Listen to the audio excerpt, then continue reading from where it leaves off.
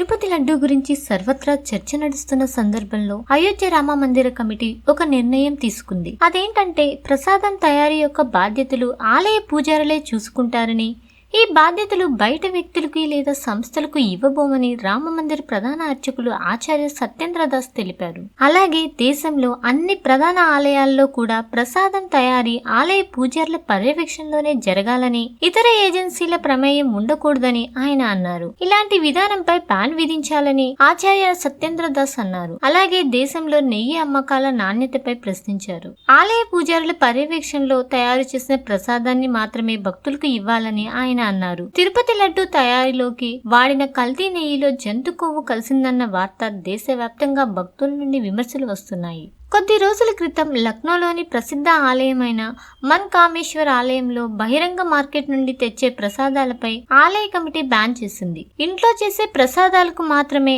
ఆలయ గర్భగుడిలోకి అనుమతి ఉందని, కావున ఇంట్లో తయారు చేసిన ప్రసాదాలు మాత్రమే తీసుకురావాల్సిందిగా భక్తులకు ఆలయ కమిటీ విజ్ఞప్తి చేసింది.